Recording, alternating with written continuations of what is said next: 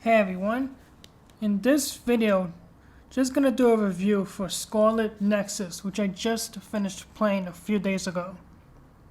Now, Scarlet Nexus is an action RPG that plays similar to games like Nier Automata, but with the addition of additional squad mates you can use to fight with you. When I initially started playing, I thought it was a pretty cool game. The combat was pretty cool. I liked the anime style at first, but over time, as I kept playing it more and more, my interest started going down over time. By the time I got to finally finishing the game, really did not have a strong interest in replaying it again. Now for the story in Scarlet Nexus, you have the option of playing as one of two different characters who work together along with their friends to try and save the world. It's a pretty simple story, and if you've watched any kind of anime, as you play through, you can kind of figure out how the story is going to go over time. So you get to choose between two different characters, the first one being Yuito and the second one being Kazane. Both characters play differently, which I'm going to cover in the gameplay portion of this review later on.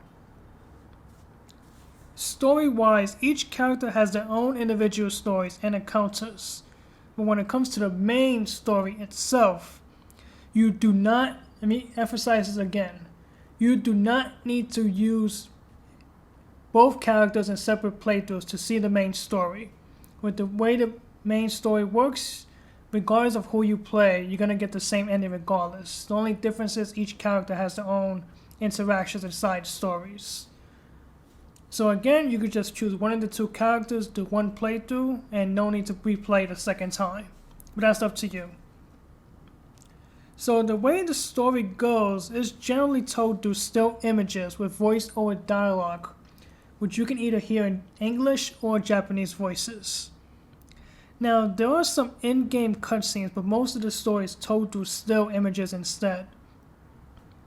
Now, the game's main story is broken up into what's called phases, and in between each phase, you get to interact with your squad mates. Now, the thing is, you can choose not to speak with the other characters in between phases, but you will be better off actually talking to them, which I'm going to explain in the gameplay section. But if you don't want to, you can just skip through them and just continue on to each phase in the story. Now, for me personally, I did not really like the story too much. It seemed interesting at first, but the thing is, with the way the story is told, it kind of got really boring. Over time, I just lost interest.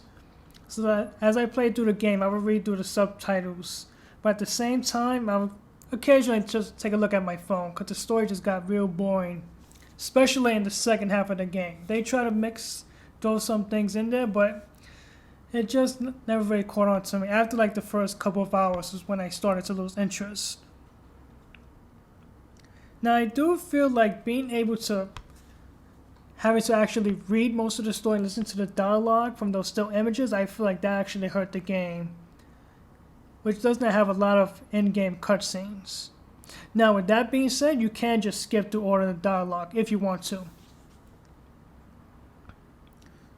So now for the gameplay. Both Yuito and Kazane do play a little different. Yuito is really meant to fight up at close range, while Kazane fights from a distance. Now, as with other action RPGs, there is a level up system where you can just pause the game and level up your abilities and stats over time. Now, you can also purchase and upgrade weapons in the game's item shop as well. Well, again, with that being said, though, there's really not much variety in terms of weapons. You spend more time upgrading them than actually buying them. Now, each character does have a special ability when they can use objects from the environment to attack enemies, which I thought was pretty cool. Now, after a certain point in the game, you unlock the ability to transform your character, where they will suddenly become much more powerful with their attacks, but you can only hold that status for a certain period of time, like around 30 seconds or so. Now, throughout the game, you will have squad members fighting alongside you, with each person having their own special ability. Now, you will need to learn how to use each squad member's ability because different enemies have different weaknesses. and those weaknesses can be exploited based on whatever character assist you try to use from one of your squad mates. Now for me, this was my favorite aspect of the game, because you could do some really cool stuff in there as far as being able to mix up the different attacks. Now initially, you can only use one of your character's squad mate's abilities at a time, but eventually you will have the ability to use 2 squad mates' abilities at once, which will be more near the end of the game, where you should have enough experience to get that ability. Now, as I mentioned earlier in the story aspect of this review, you can talk to your squad mates in between phases, and the one reason why I recommend doing so is because talking to them during this area in between phases will actually upgrade their abilities, where you can either A, be able to use their abilities for a longer period of time, or B, occasionally, depending on the level you have ranked with them, they could just jump in and occasionally block an attack for you.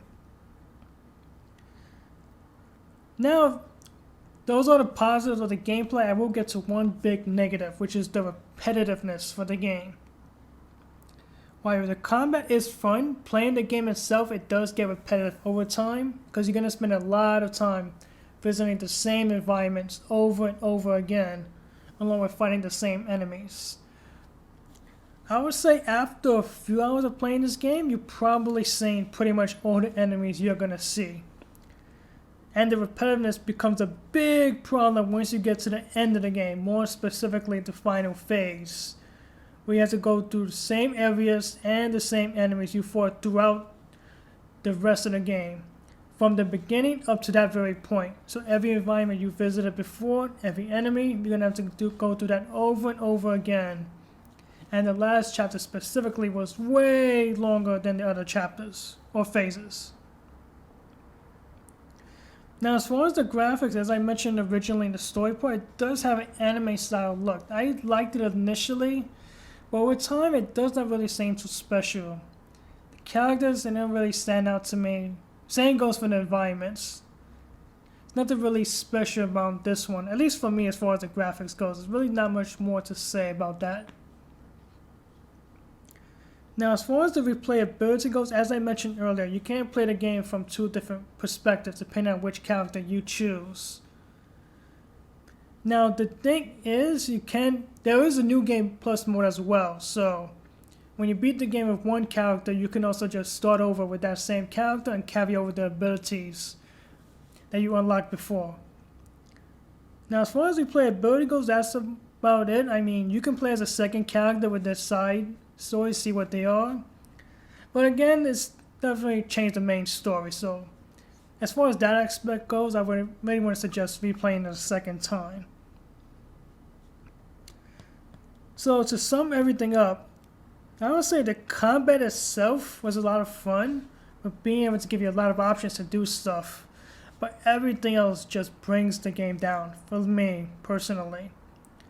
From the repetitiveness, fighting the same areas over and over again with the same enemies, and the story not being too good, it's not really a great game. I'd say it's average. I mean, it was good enough for me to finish playing it, but the other stuff really holds it down.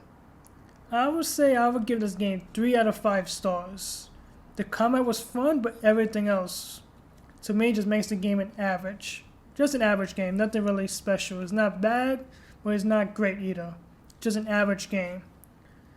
Currently, as I'm recording this, it is available on Game Pass, so if you want to give it a shot, that's the best route I would suggest if you have an Xbox or a PC.